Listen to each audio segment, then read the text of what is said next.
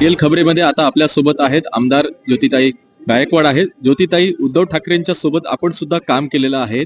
त्यांचा पूर्ण पक्ष फुटलेलाच आहे ऑलमोस्ट. आज सचिन अहिरांनी थेट उपसभापती पदासाठी अर्ज दाखल केलेला आहे शिंदे गटाकडून. आपण कसं पाहता याकडे? तुमच्या प्रश्नाचं उत्तर देता पहिला तुमचं एक वाक्य मी सुधारायला बघते की सगळाच ऑलमोस्ट पक्ष फुटलाय हे म्हणणं चुकीचं आहे.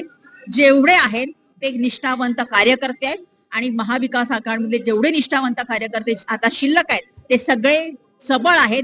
त्यांच्यामध्ये एवढी ताकद आहे की विरोधी पक्ष म्हणून ते तिथे कार्य करू शकतात. त्यामुळे जाणारे जातात, येणारे येतात, ह्याचा विचार करणं अपेक्षित नाही. पण हे जे पुरोगामी महाराष्ट्राचं राजकारण ते खूप खालच्या लेवलला आणून ठेवलेलं आहे या सरकारने आणि ह्याचा आम्ही नक्कीच निषेध करतो. कारण जे लोकशाही आहे, संविधान आहे, हे संपवण्याचं हे कटकारस्थान आहे आणि त्याच्यासाठीच ह्या गोष्टी केल्या जातात आणि त्याला ऑपरेशन नाव, मोठं ऑपरेशन नाव तुम्ही दिलं जातं.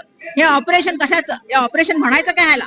ऑपरेशन म्हणजे तुम्ही महाराष्ट्राला सुराज्य करा, त्याला तुम्ही ऑपरेशन म्हणू शकता. जेव्हा महाराष्ट्रामध्ये तुम्ही भ्रष्टाचार मुक्त कराल, महंगाई मुक्त कराल, लोकांना नोकऱ्या द्याल, महिलांना सुरक्षा द्याल, शेतकऱ्यांचे प्रश्न सोडाल, त्याला तुम्ही ऑपरेशन, ह्याला ऑपरेशन म्हणून तुम्ही त्याला मोठेपणा काय देताय? ज्या गोष्टी चुकीच्या त्याला चुकीचं म्हणायला सुद्धा लोकांचं मोठं काळीज लागतं आणि त्यांना स्वीकारायचं सुद्धा काळीज लागतं. ह्या सरकारकडे ते स्वीकारायचं काळीज नाहीये आणि लोकशाहीचा सगळा गळा घोटायचं काम हे सरकार करते. काल टीईटीचा पेपर फुटलेला आहे, त्या प्रकरणी दादा भुसेंचा राजीनामा काल युवक काँग्रेसने मागितला.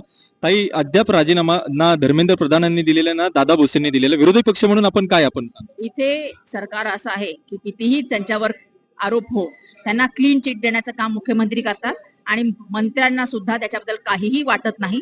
ते कुठल्याही जबाबदारी घेण्यास सक्षम नाहीत असं मला वाटतंय आणि कुठल्याही जबाबदारी घेऊन राजीनामा देण्यात त्यांची तयारी नाहीये. ही खूप शोकांतिक आहे महाराष्ट्राची निर्माण झालेली आहे. कारण आमचं जेव्हा सरकार होतं तेव्हा जरा सुद्धा काय झालं तर आमच्याकडे जे मंत्री होते, मुख्यमंत्र्यांनी सुद्धा राजीनामा दिलेला आहे. पण इथे सरकार हे गोचिड सारखे हे लोक आहेत त्याच्या ह्याला खुर्चीला चिटकून बसलेत. त्यांची हिंमत नाहीये की आमची चूक झाली तर आम्ही राजीनामा द्यावा. त्याच्यावर ते पांघरून घालून ज्या गोष्टी आहेत त्या तशाच पुढे नेतात. त्यामुळे या सरकारकडून लोकांची पण अपेक्षा नाहीये आणि आमच्या सुद्धा अपेक्षा. खूप खूप धन्यवाद. या होत्या ज्योतिताई गायकवाड. कॅमेरामॅन शफिक सातविलकर सह अभिजित कुलकर्णी, रिअल खबरे.